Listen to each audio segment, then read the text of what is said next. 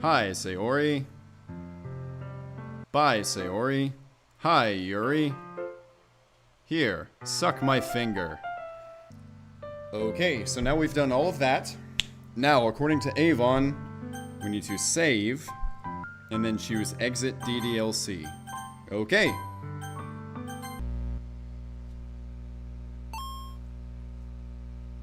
Roy Baser, thank you for the lemon. What the hell is this? Thank you for the ice cream as well. Okay, let's log in. By the way, I love that the word meta is included in this, just for those of you that know what my channel is most well known for. So let's see what we got. Side stories. Trust, part 1. Understanding, part 1. Respect, part 1. Balance, part 1. Reflection, part 1. Self-love, part 1. And okay, guys, so we're getting to the new stuff, finally. Okay. Okay, everyone. The Literature Club is starting. Let's all have a seat and take attendance, okay? I miss Debate Club. Who knew it would be so difficult to start a new club? I feel worse with every day that passes without anyone coming in. I'm really starting to lose confidence. Monica's just talking to herself here? Monica is the only member of the Literature Club. She's just talking to herself. Am I going about this wrong? Monica, you have the power to fix this. And I don't mean just like, you know, go out there and find people. I mean, you literally have the power to instantly fix this. Ah, Avon, good point. You're right. She had the epiphany after the others joined the club, huh? Okay, Sayori, pretend you're a normal person. Pretend you're a normal person for a second. Oh, wait, I didn't mean it like that. Ha! I mean, we all have so many thoughts and feelings that we just don't get to share, you know? It's, like, intimate. Yeah, how do we get that across to people? We could be like, express your true self. Be intimate with us. Okay, that's kind of... I'm just kidding. Wow! Well, so now it's revealed that Sayori is the kind of person that would make a joke like that. Okie dokie. Never saw that side of her before. Monica smiles and waves in return as Sayori spins her way out of the club room. All alone, she sighs to herself and takes a minute to zone out. She wasn't prepared for the self-reflection encouraged by Sayori, but she decides it was something she probably needed right about now. Interesting. Self-reflection. So, from what we've seen so far, it does look like Monica feels as though she's being held back by something. That she knows that something really great can happen, but she doesn't quite know what yet. Is this going to be the moment that Monica has the epiphany? The club that I need the most? I don't get it. I just wanted to start a club with more passion. Something that I could use to help lead people to happiness. Literature is the key to that, because it's the window to the real person inside of us. Now that is foreshadowing. Underneath the person who's forced to always smile and blend in. Man, this is a little too real, huh? Because in the blueprint of the game, where Monica is supposed to be like, you know, this sort of host character that moves you in the right direction to get the girl you want, she's, you know, the side character who, yeah, she's like, you know what she's like? She's like Red Skull in the Avengers, leading Thanos to the treasure that she can't possess. But despite that, despite the fact that she cannot get that treasure, she's forced to just smile and blend in because she's the side character doing the sideshow. So man, there is a lot of depth to that line right there. The person who's forced to be perfect. Monica suddenly notices a folder on the floor by her desk. Did Sayori leave this behind? I hope it doesn't have her homework in it. Worried, Monica opens the folder to check. Poems. It's a folder of poems. Pluck, pluck, pluck, every day. Pluck, pluck, pluck, so pretty in my hair. Pluck, pluck, pluck, you're going to die. And you too. The fruits of my labor, the carnage of my joy. And that is why I've decided I must become the flower. So this poem represents Sayori deciding that despite how she really feels, she needs to be just this embodiment of happiness. What the? Wait, Sayori? How about we go through the rest of Ddlc and see what else we can unlock? Alright, so now Sayori's gonna die. Alright. So Sayori's dead. Y'all can compare my initial reaction when I played Ddlc the first time to what my reaction is this time. How could you? How could you do this to me? You were all I had left. I sacrificed everything for us to be together. Everything! I loved you so much, Caesar. I trusted you. Did you just want to torture me? Watch me suffer? Were you only pretending to be kind just to hurt me even more? I never thought anyone could be as horrible as you are. You win, okay? You win. You killed everyone. I hope you're happy. There's nothing left now. You can stop playing. Go find some other people to torture. Ruin everything. I keep getting these weird achievements. Caesar, you complete me. Truly make me sick. Alright, so we made it through Ddlc. Now let's see what other stuff we got. I've Laster. Have a nice weekend. I'm on leave the rest of the week. Contact Ravy if you need to schedule server time, but I expect my jobs to run for a few days since we've collected so much data this week. How about we arrange a meeting to discuss the results when I return? Okay. Bye, Ive. Looks like, oh, this email's from a long time ago. December 9th, 2019. Okay. So, we saw Trust Part 1, so I guess now let's take a look at Trust Part 2. I'm so stupid. How did I let myself be the center of attention? What? Sayori is going through these kinds of feelings and I'm letting her comfort me instead of the other way around. She didn't tell you. She didn't tell you how she was feeling. Why would you feel guilty about that? What kind of club president does that? You didn't know! I'm really sorry. I'm such a terrible friend. You've known this girl for 2 days. My problems are so trivial compared to yours. How do you even know she has that big of a problem? You read that one poem saying that she's just trying to make other people happy and disregard her own feelings. I mean, there's not enough here for Monica to say, oh, clearly she has depression. This is different. It wasn't just about you yesterday, it was about the club. Besides, things were so happy yesterday. You don't need to do this all of a sudden. I don't want it. I like happy. So, if you do this, then you're just being selfish.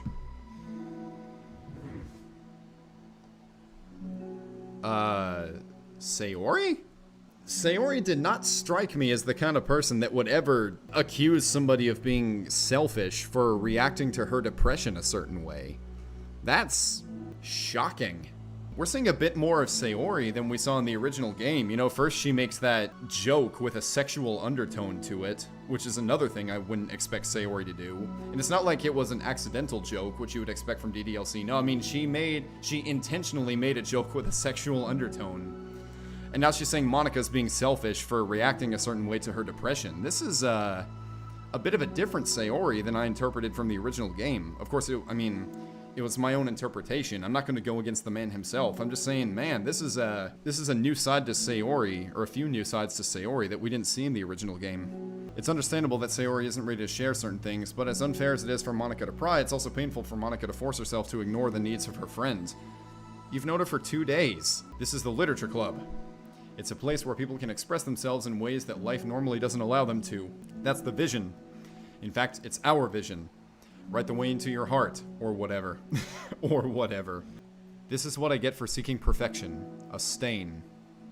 That's actually a solid poem. Sayori gazes at Monica with sadness in her eyes. Understanding the signal, Monica takes the paper from Sayori's desk and reads it. Sometimes I want to die. Okay, so this reveals that Sayori's depression was to the level of passive suicidal, of her being passively suicidal, to which Monica amped up to being actively suicidal. Giordino says, bruh, I don't like it so far. The characters feel off, like Sayori teaching Monica, kind of unnatural. This is maybe just some marketing scheme, and I respect that. I do kind of agree. It does seem like both Monica and Sayori are...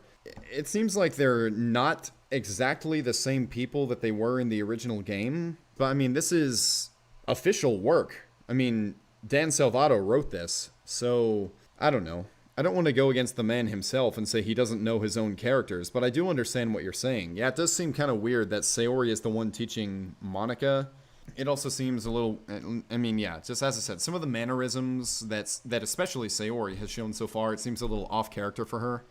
Avon says that there's an explanation that we'll see later on. So, alright. But okay, so yeah, now we know that Sayori is passively suicidal. It's like, why waste your energy worrying about me when you can just be happy instead? I've had that thought before. For me personally, it's a little bit annoying when people worry about me when they don't have to. But with Sayori, I think it's a different story. Like, she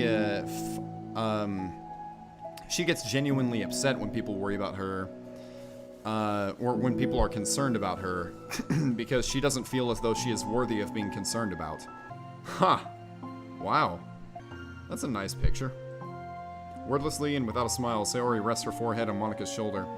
And the Sayonica fanfics, Sayonica the relationship, not Sayonica the fusion. I'm sure this pic is going to spark a lot of Sayonica fanfiction.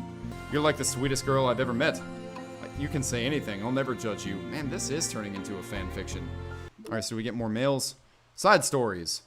Thank you to everyone who worked so hard on the control simulation. I can't imagine how tedious it must have been to so delicately hide Monica's elevated permissions from her without disrupting our connection to the VM. This is interesting. Just to clarify, all of the recordings labeled side stories are part of the control simulation, right? I'm noticing some details of the characters' lives here and there that differ a little bit from those in VM1. Ooh, hello. Is it part of the butterfly effect from some of Monica's more fundamental changes, or is it a result of her just messing around with the other characters in VM1 as her own experiment or for fun? So if I'm keeping track, we have, what, like 5 different universes in total, with 3 or 4 of them created and then destroyed by Monica, of course. It's funny because I keep wanting to speculate on which one is the real universe, but in reality they all are, as real as ours anyway. Very interesting. So there's multiple universes, multiple simulated universes that they're making here. And it seems in each one, Monica, I guess, behaves a little bit differently? Or is one Monica aware of all 5 universes? System, meeting notes, or text. Test cases for new genetic model, server time optimization data, automatic data collection. You know who went on too many tangents again. I need to be more assertive about staying focused. Interesting. Access key is found so far from tower rotation.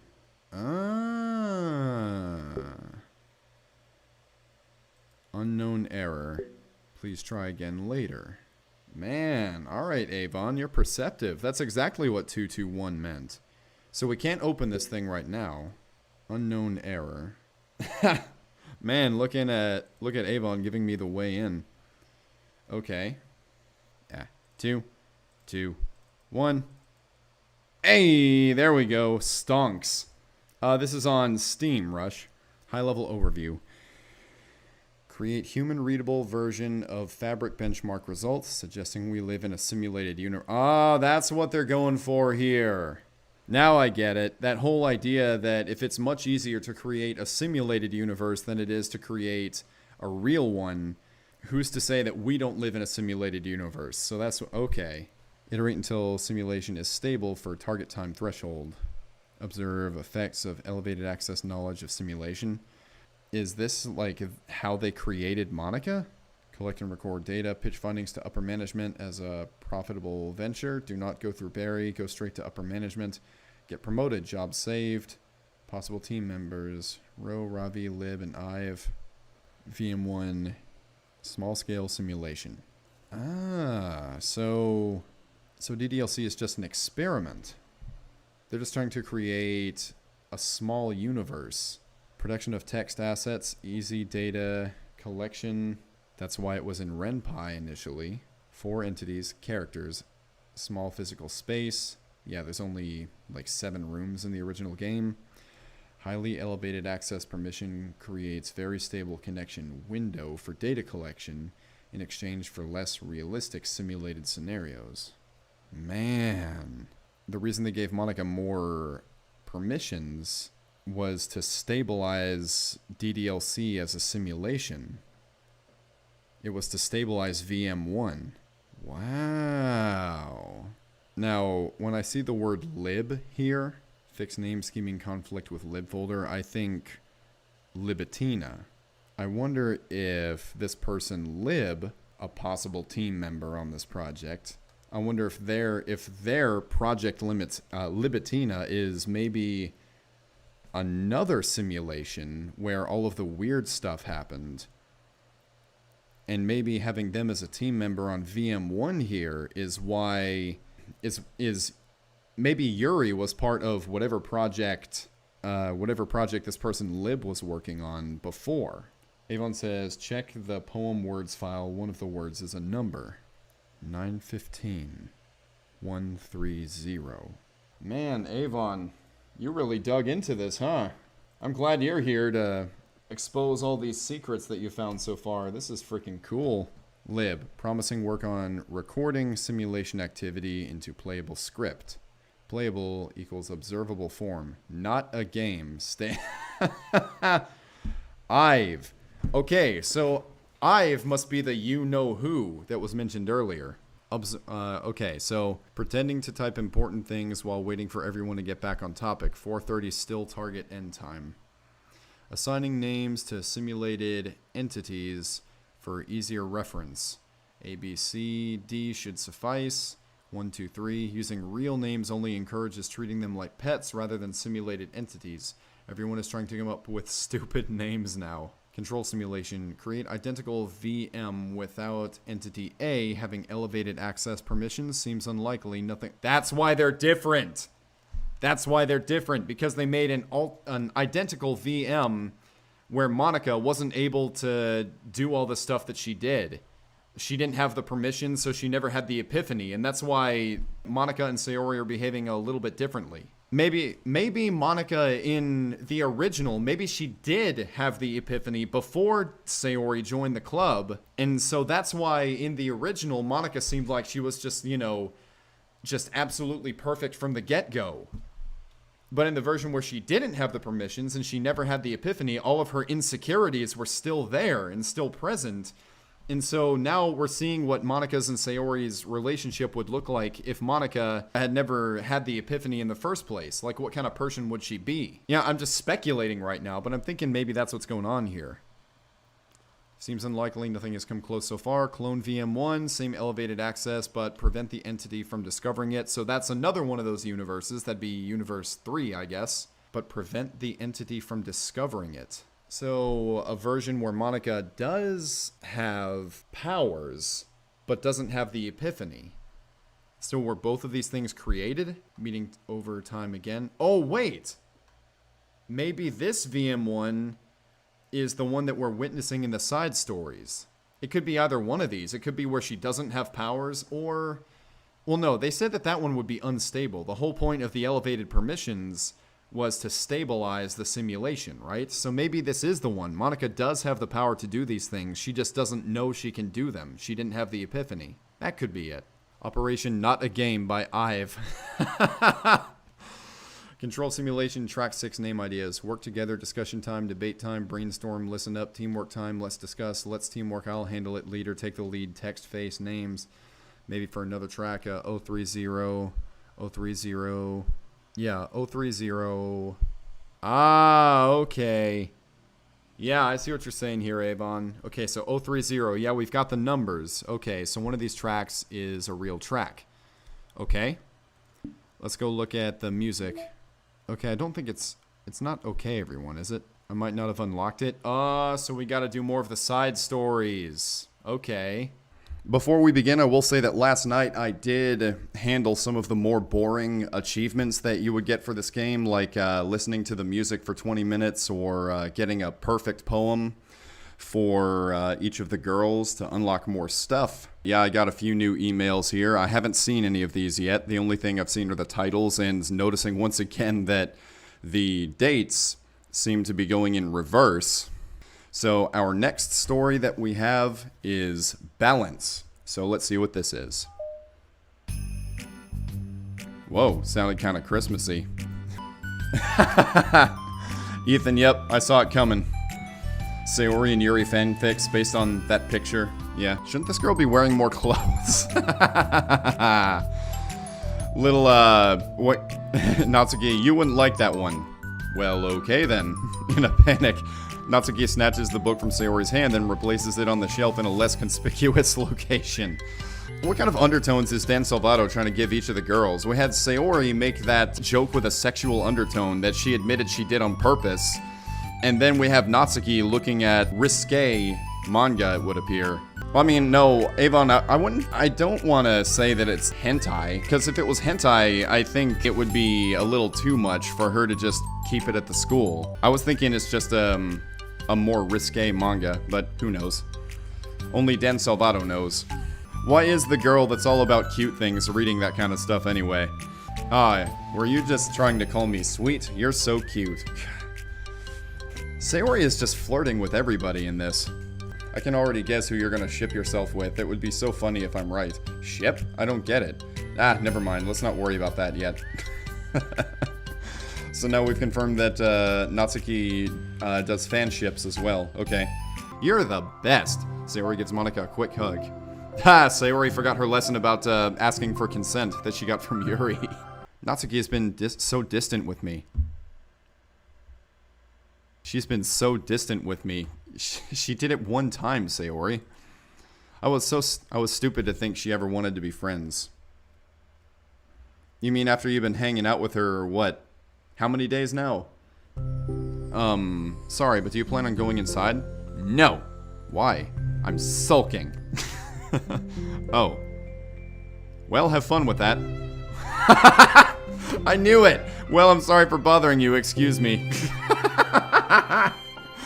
Oh, man. It makes me feel like she was only spending time with me during the club because I was reading manga, but she doesn't actually want to be friends with me. Sayori, didn't you have this exact same conversation with Yuri just, like, not that long ago? I mean, shouldn't you have learned from that there's probably a little more to it than this? Suddenly, Sayori gives Yuri a gentle hug. You forgot consent, Sayori! Spooky Squad says, Monika is creepy sometimes, and Yuri, so be careful. I mean, yeah, we'll see. We'll see what comes of this. Billy Sanders, this is a weird theory, but what if Libitina is a hidden file in the game you have to get from doing something super secret? Well, my theory is that there's somebody on the team that's doing these virtual worlds who goes by Lib, and I think Lib probably has something to do with Libitina, so we'll see. I have to tell you about my new boyfriend. This has got to be a joke. Huh? Oh, from the manga. Wait, I need to guess who it is. So Sayori is shipping herself with a manga character now. I wonder if Dan Salvato put that in to relate to all of the Ddlc fans who ship themselves with the girls from the game. Alright, so we got a picture of Natsuki's poem. A poem from Natsuki distributed at special events in the past. Oh, okay. So this is a different poem. I named my pen The Expression Express, my feelings abroad with a ticket to you, no room for stammers, no lies, no extra stops, no compromise, stations screaming by. Attendant saying hi, one ticket to you, please and thank you, take a headphone and doze, no bumps in the rails, just thumps in my heart and loops in my letters and clouds in the sky and dreams in your eyes, hey wake up, the train has arrived, Expression Express, the destination you, choo choo. A poem from Yuri distributed at special events in the past. Okay. My conductor motions for one crescendo after the next, each time falling short of a climax. The lump in my throat is carried by Sisyphus. How many words must I choose not to say before they finally break loose, orderlessly piling out of my mouth like a flock of schoolchildren at the start of recess? Pen cannot be erased, but even that metaphor fails comically as my floor is littered, blanketed with wasted paper. A canvas of my mind full of disjointed thoughts and unfinished sentences. Perhaps all along it was wrong to try forcing them out of my room, and I should instead invite you in. Alright, that seems poignant considering the chapter that we just finished, the side story we just finished. A poem from Monika distributed at special events in the past. An electrical signal from some remote corner of my brain.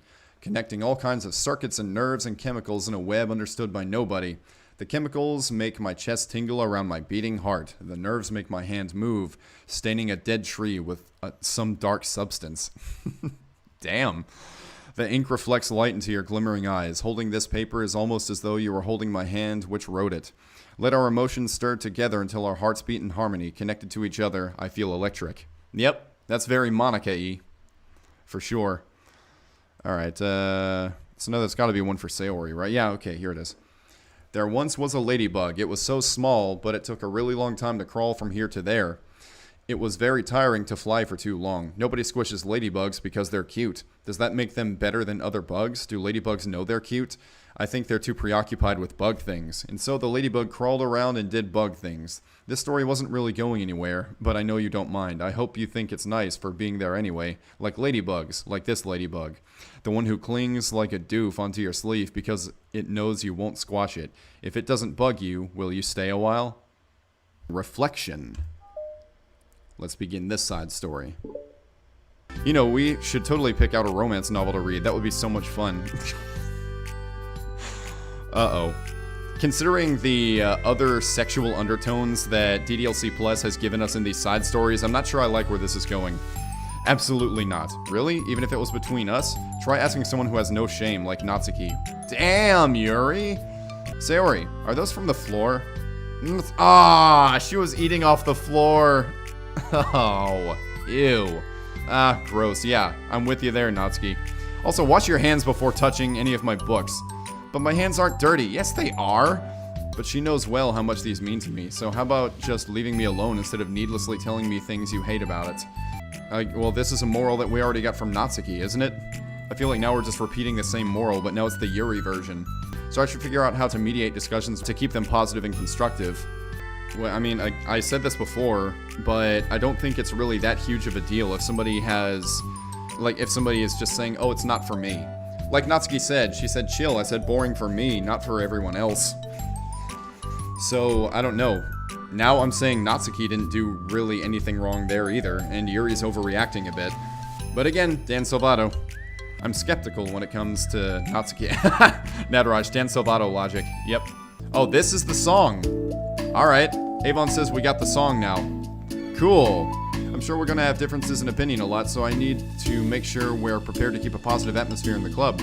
If you say so, sure.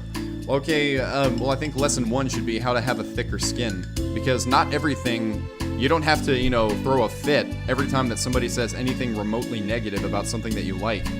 If all they're saying is, you know, it's not my thing. Like, if you like it, that's cool, but it's not really my thing. Like, how is that condescending or insulting? I don't understand. Sayori, what's your favorite food? I have them organized by category. Should I start with snacks, or did you mean full meals? Should I include breakfast? Oh, jeez. You see, that actually would come across as more insulting than anything Natsuki said yesterday. You know, Sayori starts saying, well, I mean, well, what exactly do you mean by that? Because I like this and this and this. Monica goes, ah, jeez.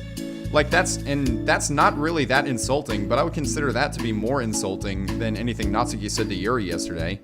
Okay, how about your favorite fruit? That's easy. Cherries. Really? I always thought cherries tasted nasty. What? Cherries are delicious. Whoa, that's a pretty strong reaction. Well, I just don't understand how somebody could think cherries are nasty. Well, I mean, 1, yes, that was a very strong reaction. And 2... Even if if Monica said, I always thought cherries were nasty, I'd say, great, more cherries for me. How does it make you feel? I don't know, sad? Why would it make you sad? That's one less person that's gonna eat the cherries that you wanna eat. If you and Monica you're having an ice cream sundae together, and then, you know, there's cherries on top. One of you loves cherries, one of you hates cherries. Great. The person who hates the cherry can give the person who loves cherries their cherry. Now the person who loves cherries has 2 cherries. How is this a bad thing? Defensive, maybe? Why? Why would you be defensive about that? Some people like cherries, some people don't. It's not a big deal. Yeah, I got defensive. See, the reason you had such a strong reaction wasn't just because I don't like cherries, it's because you felt like your opinion was under attack. No, it's a preference. It's a taste. Oh my god. But that's weird, right? Something like taste is completely subjective. But when I say something like, I think cherries are nasty, I'm using objective language. I'm challenging Sayori's reality that cherries are delicious with my own, which is that cherries are nasty. You are overthinking this. Like, you are really overthinking this. Wait, hold on. How's that objective when you just said it was only your opinion? I mean, yeah. It has to do with the way our brains interpret the words. You're talking about the reality of the cherries, not your feelings about them. What are you talking about? You said, I think cherries are nasty. Even if you didn't say the I think and you just said, what? Cherries are nasty. Then Sayori could just say, all right, well, if you feel that way, great, more cherries for me. Like, I mean, I don't know if this is Dan Salvato overthinking this whole concept of different words meaning different things, or if it's the characters and he's just kind of hamming it up for the story. But either way, yeah, they are really going too far with this. Like, Sayori, let's rewind for a second and pretend I didn't tell you that I think cherries are nasty. Good. So what if instead I said, like, I've tried cherries before and they're not for me. It's not the kind of flavor I enjoy. Well, that's fine. There is no real difference in how you say those two things. And also, the second version that Monica gave is basically what Natsuki said. Yeah, Nataraj says, Sayori out of character. She would have been happy she gets more of them. Sam, I never thought I'd see a platonic dialogue about cherries. So Avon thinks that this is Dan. I mean, if this is Dan, then I've seen some of Dan's Twitter conversations, and it does seem like maybe he's a little more sensitive to language than other people are. So I mean, yeah, it's probably him. Okay. It's great that you like it, but I still find it boring. Boring isn't subjective. Okay, it bores me. That's subjective. It is subjective if she says, I find it boring. That makes it subjective. Again, just the degree to which you have to like nitpick your words here is just, I find that ridiculous. And that's subjective. This is ridiculous. Kind of, yes. Do you see why I don't want to participate in this? Dan Salvato logic. Sam says, I'm with you on most of your points, Caesar. If I was part of this conversation, I feel like I'd have started tuning it out a while ago. Yeah, I didn't mean for this to happen. Yeah, well, Monica, no, frankly, all four of them. I mean, I'm a broken record here. But, well, okay, you guys know how I feel about this whole discussion here. Like, I agree with Yuri when she says it's kind of ridiculous. It was really a stupid thing for me to do. Well, Monica, that's not subjective. You should say, I find this to be a stupid thing for me to have done. It's nobody's fault, and it wasn't stupid. That's not subjective, Sayori. I don't think it was stupid. Everyone in the club is a nice person, or I think, Sayori, be subjective now. There, you see how dumb this gets really quickly? But I guess we're sensitive about the things we really love. You don't have to be. Actually, if they're the things that you really love, you should have more confidence in your passion for them. Like, you shouldn't feel like you have to defend them to this strange degree where you're so thin-skinned that when somebody says one kind of negative thing about them, you just completely lose it. Like I said, I don't care if you're not into manga, but if you actually look down on other people for it, that's kind of the point I was trying to make in the first place. What? Okay, Natsuki, now you're just being thick-headed because Yuri specifically said that she doesn't look down on you for enjoying it. It's not about sugarcoating things. It's about just recognizing and understanding our differences. It sounds to me like it's about sugarcoating things, Monica. Okay, but here's the thing about that. Yuri actually looks down on me. She said she doesn't, Natsuki. Sam, I think that in my own perception, which is in no way intended to infringe on your perception, that I don't intend to overlook alternative interpretations. It's a nice day outside. Good job. You were being very subjective there. Dan Salvato would be so proud of you. Or I think Dan Salvato would be so proud of you. It is of my humble opinion, of course, not trying to infringe on the reality and acknowledging fully that the reality may be very different than my own thought process, but I am of the opinion, taking all of that into consideration, Dan Salvato would find himself being subjectively very proud of you, Sam, for your subjectivity in your sentences. You see, now Natsuki is, I don't know, to me Natsuki is like the big baddie in this whole discussion. Like, she's being so thick-headed about what Yuri was trying to explain to her.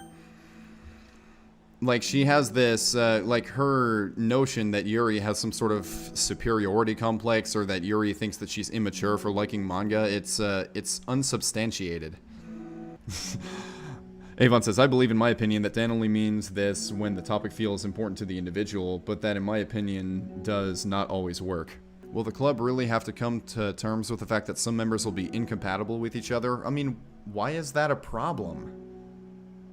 Why do you have to force compatibility on people? I mean, yeah, sometimes that's just how it is. I mean, we already know that's not entirely the case, but if that was the case, why is that such a big deal? Control simulation, progress, idea, snapshot slightly earlier in time, compare end of control sim to start of VM1, better comparison than both being parallel, mature control sim versus reference VM1, easier to detect failures to hide elevated access permissions, fifth entity in VM1, not part of original genetic model, not present in data bumps, very bizarre. I was thinking that the player might be the fifth entity, but I was thinking of the prequel series. I was like, oh, is there a fifth person in the prequel series? Here's a message from Lib, who I think is a reference to Libitina. Having run the control simulation for a while, it's evident that a certain character is missing from any mention or appearance. This makes me speculate that Monica's meddling is less clumsy than we think, because she would have had to manufacture this character herself as a way of forcing interaction between her and the user. Ah! Could that be why the character has such limited and dissonant personality traits, or am I reading too much into this? I'll open an issue to start tracking info and observations on the anomaly of this character appearing. So this would explain why Monica was able to put out all that information online saying, hey, will you join my literature club? Will you spend the most time with me? All that stuff. Okay, so OMG. Okay, who's responsible for creating a Twitter account for Monica? I think it's hilarious, but for God's sake, don't tell Paula. It would get 404'd in a microsecond. Are you just relaying her tweets manually, or did you code up some kind of pass-through layer to automate it based on the contents of her tweets? Yeah, no, I spotted 404, e.g. not screaming for help. I assume they're coming from the control simulation. Interesting. Welcome to the rebellion. We're all working our asses off with our jobs on the line, so we might as well have some fun with it too, right? I totally get why Paula wants to rush into data collection, but my proposal is to shift our efforts a little and build out some more features for making a real-time connection to the VM more useful and fun. If we're basically simulating a mini universe, then it's kind of a waste of time to not be able to spend some quality time in there, right? But actually, I think wrapping this whole thing in the guise of a video game is a great and hilarious way of covering our tracks. And if we do a good enough job, we might even be able to present it to Paula as a useful endeavor. Key selling points: 5 to 6 hours of misery, dread, and cute girls. Learn through the existential crises of others how to cope with your own simulated universe. Witness the destruction of a universe over and over in video game form. Ha ha ha, this is going to be absolutely amazing. And no, the irony isn't lost on me. Creating a secret team within a secret team is more meta than I signed up for, and that's saying something considering we literally work for Metaverse Enterprise Solutions. Can we come up with a fake game studio name and everything too? Dan Salvato. Obviously no plans to go public with this, but I think it would be a good part for the whole disguise. Plus, I want a cool team name that makes us feel like a bunch of heroes for saving the universe. Kidding, but we're at least saving our jobs. Something like Team Salvation. Nice. As a reminder to help guide our data collection, any analysis performed should be focused on answering some of these main questions. How does granting elevated access to the VM affect a person's emotional state? How does granting elevated access to the VM affect a person's values and goals? How does someone effectively navigate and experiment with their ability to change the contents of their VM? How is elevated access being weaponized? What actions and values most contribute to the destruction of the universe? More importantly, how might your observations apply to our own universe? Bonus, how can we present this to upper management as an operation that benefits the company? Unrelated note, whoever changed the color scheme of the desktop to pink, can you please change it back? It's unprofessional and it runs the risk of drawing eyes. Simply put, it's not our job to arbitrarily decide upon some code of ethics just because we're the first ones to do this, to our knowledge. That's the government's job to figure out, so long as we've made enough headway for it to no longer apply to us.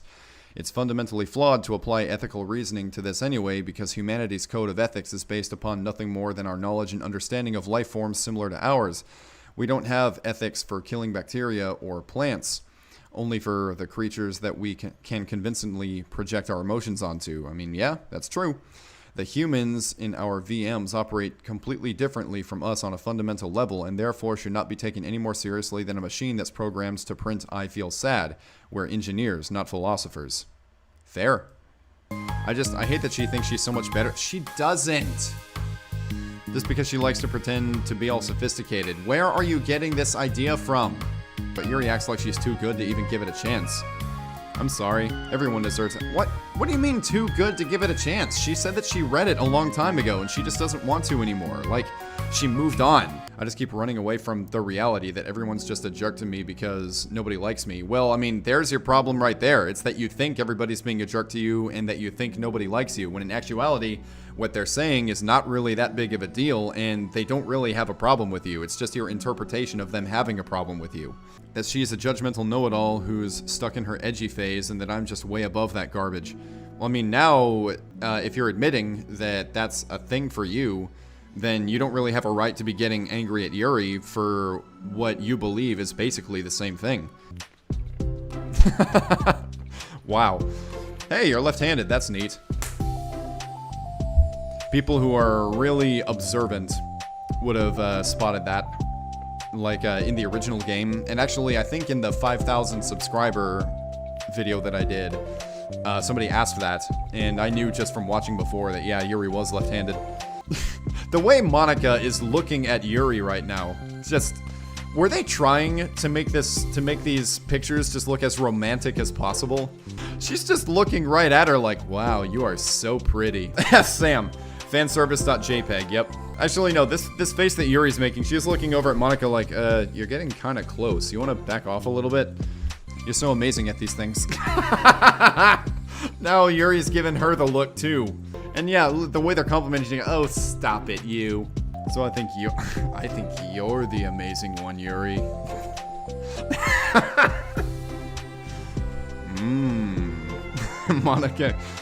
Monica gives Yuri's hand a quick squeeze. Okay, and like, okay, you guys tell me, am I the dirty one here, or is this like blatantly trying to look like a lesbian fanfic here? Like, come on. The artist who helped draw this does draw NSFW, so yeah, they even did one of Monica before Ddlc Plus, but they can't do that anymore. Like, I mean, you guys are with me on this one, right? Like, these pictures that we're seeing, and combined with some of the text that we're seeing here, it's intimate beyond the level of typical friendship. I mean, I'm not wrong about that, am I? Septal Minor says, well, you're putting a romantic undertone to it, honestly. I mean, I don't think so, Septal. I think the romantic undertone is already there. Sam says, no, Dan's mind was definitely a little deeper in the gutter going into this one. I mean, right? I don't think I'm inserting any kind of romantic undertone. I think the romantic undertones are not even really well, I mean, okay, they're undertones, but they're not subtle. I mean, this atmosphere and the way they're interacting with each other, I don't know, to me it just seems like this was done on purpose. But as she lets go, she's caught by surprise when Yuri curls her fingers to hook Monica's hand in place. You see what I mean? For a while they sit like that in silence, save for the occasional scratching of Yuri's pen against the paper. So they're holding hands while Yuri's writing this thing. They're sitting close to each other, Monica's giving her the stare. Yeah, I mean, okay, Avon, I'm glad that you agree. It's not canon that they want a relationship. Dan would say that if asked, but it has to be on purpose. Yeah, I mean, come on. How could it not be? How can anybody just be like, oh, you know, this is what typical friends do? I mean, I even mentioned that my girlfriend, she saw the picture of like Sayori, like sitting on the ground with Yuri, and like, you know, their legs are touching. She's like got her arms wrapped around her. First thing she asked is, are those two supposed to be lesbians? So, I mean, this isn't just a guy trying to be perverted thing. I mean, that was my girlfriend coming to the same conclusion. So, I mean, that can probably tell you that this is not a typical thing that girls do. Maybe Dan wants to tease the fandom. I mean, that could be it. Dan could just be, this could just be a marketing play. Like, maybe he did this on purpose so that people would be talking specifically about these scenes. And the more people talk about these scenes, the more people know about the game. And the more people know about the game, the more people are going to buy the game. And the more people buy the game, obviously, the more money he makes. Okay, so that was entertaining. Probably for different reasons than what would appear to be the intention. And I'm wondering what kind of borderline relationship-y, romantic situation Natsuki and Yuri are going to find themselves in. Let's find out! Alright, any new mail? Issue caused by unprotected memory. Has anyone evaluated the side effects that might be caused by sharing a memory pool between multiple VMs, rather than allocating them separately? I'm looking at some of the files VM1 is generating, and I'm finding some information that definitely shouldn't be there. I haven't seen any evidence that this is actually affecting the inside of the VM itself, so I don't think this is a priority, but it's definitely worth noting. My best guess is that memory being freed from VM2 isn't getting zeroed out, which technically gives VM1 access to it. All the info I have will go into the issue tracker, but I wanted to check if anyone else already noticed something wrong, something along those lines. If VM1 is being given access to it, that means that Monica could have a way in. She could have a way into this new VM, and so it'd be like she's world hopping. If Salvato is going to make another game, then this VM2 could be that game. And if VM1 has access to it, then that could mean Monica is going to hop from Ddlc to whatever Dan Salvato's new game is. Ethan Garner, the real story is Dan Salvato trying to make a bunch of fanfics. Also, there are things about you that people would like, so... Like what? Tell me about how great I am, Yuri. I will unleash hell upon them. Alright, a little bit of Act 2, Yuri, we're seeing here. There we are! So you're giving me permission to be as annoying as I want to drag you around to a lot of places. Oh, don't go down that route. I've been down that route before, where I had an acquaintance who was just way, way, way too dependent on me and one other guy to just be available to spend time with them 24/7. And it was just like... You know, he considered it just like the worst betrayal ever if you said no. Like, you know, he would cold shoulder you and it would just get really annoying. So man, Natsuki, do not go down that route. You can call her and take her places within moderation. Because the other guy that I'm talking about, he and I mutually agreed that, yeah, the dude just wants to hang out way too much, and he has too much of a reaction if you say, no, sorry man, I got other stuff to do. So don't turn into that, Natsuki. Binary data in VM2. Let's see what this is about. I've made some new headway with VM2. Don't get too excited. It's still impossible to establish any kind of stable connection. But it occurred to me that I could at least run a memory dump through some pattern analysis routines to see if we can decipher any digital data from their VM. I didn't want to hog all the server time on a hunch, but I have some preliminary results that indicate the presence of binary computer systems. Based on this, I'm going to schedule 3 days of server time next week to isolate any chunks of memory that appear to be binary data. If successful, we'll definitely be able to find some encoded text and get our first tiny glimpse of VM2. Don't mind me though, just keep going nuts on VM1 and hopefully I'll have more to share soon. So if I'm understanding this correctly, the intelligent beings inside VM2, whatever they might be, are creating their own computer systems, and these computer systems seem to be holding binary data. So whatever these things are, they might be quite a bit more intelligent than the creatures in VM1, or maybe intelligent is the wrong word. They're more sophisticated. They're capable of doing so much more than creatures in VM1 are. As we saw yesterday, there was a hint at the possibility that Monica, with her elevated privileges, I believe was the term that they used, could be able to get inside VM2, which means that Monica might have a whole new world to mess around with. And not only that, but she might have a whole lot more stuff that she's able to do, since this VM appears to be a lot more sophisticated, and so do the creatures inside. So that's really interesting. So this is the last side story. It's called Equals, and let's see what this is about. So I guess this universe was supposed to be how the girls would have turned out if the player never entered, or the fifth entity, as he's now being referred to as, never entered their world, and Monica never got elevated privileges, as they're calling it now. Seems like maybe this version was a little bit more peaceful, a little less horrific. So I'm guessing these side stories, of course they also advance the plot with the emails and stuff, but it seems like they also, thank you dear player for enjoying our story of friendship and literature. So yeah, I'm guessing this, these side stories, they're meant to appeal to the ones who liked the, you know, romantic visual novel elements to it, even though there wasn't really, well, there wasn't romance in the traditional sense in this one. Nice picture.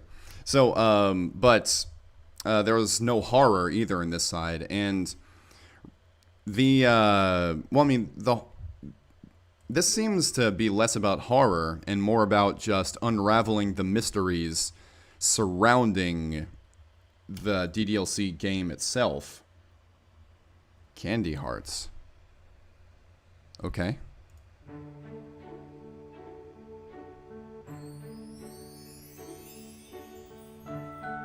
Then close and reopen the player.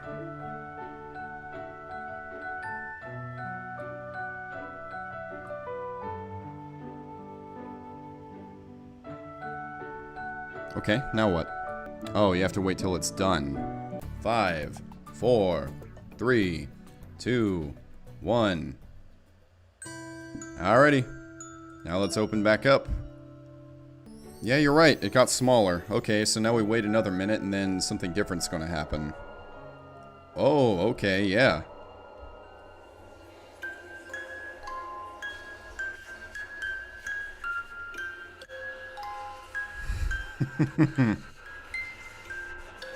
Alright. Now this is getting interesting. Try to close and reopen after this. Man, you got that ominous bass tone way underneath the rest of the song. I'm getting kind of a Five Nights at Freddy's vibe from this. It doesn't really seem that much. Yeah. Yeah, Rush, you beat me to it. I think this is my favorite one on the list. Okay, we're at 100 now. Alright, Paula says let's move on. December 1st. We need to have a meeting about shifting our focus a bit. We've reset VM1 how many times now for real? We've definitely collected as much data as we can from it at this point.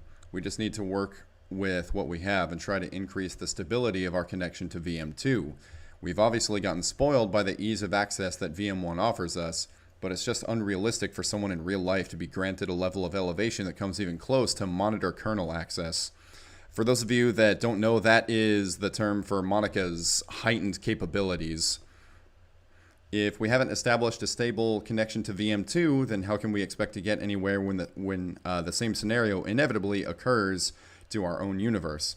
Anyway, thanks to Ro's work, we were able to acquire a few rudimentary logs. I have an idea on how to increase connection stability to VM2 while maintaining weak hypervisor access to everyone inside on an individual basis.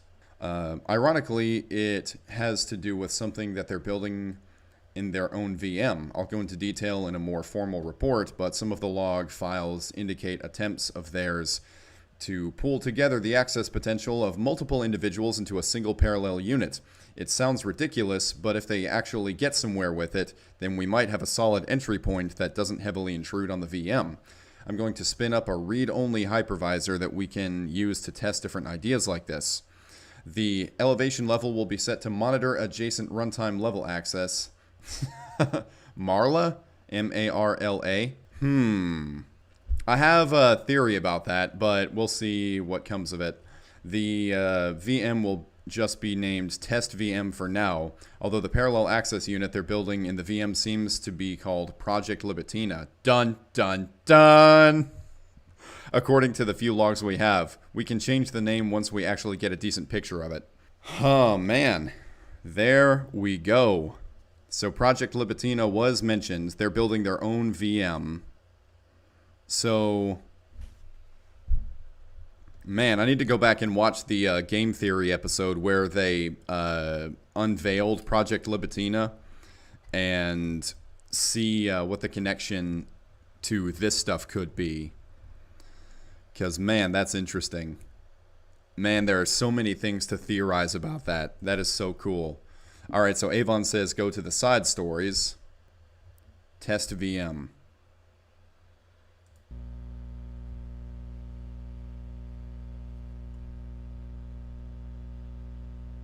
It looks like Korean. A little bit.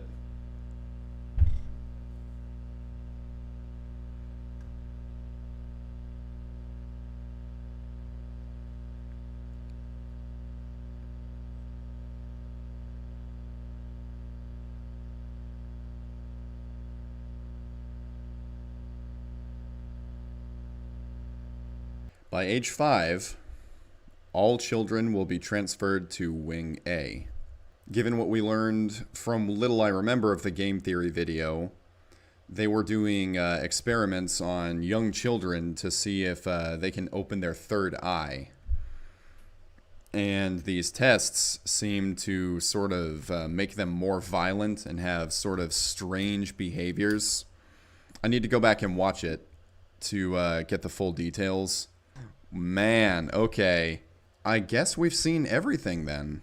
This idea that I had, M-A-R-L-A, that makes me wonder if when Monica hops over to VM2, which is sort of what they're implying. Let's see if I can find it. There was something saying that, okay, yeah, my best guess is that the memory is being freed from VM2, which isn't getting zeroed out, which technically gives VM1 access to it. So what that tells me is that Monica, with her elevated capabilities, could hop over into VM2. And in VM2, it says the elevation level will be set to M-A-R-L-A. And that spells out Marla. So I'm wondering if Monica will go by Marla in VM2.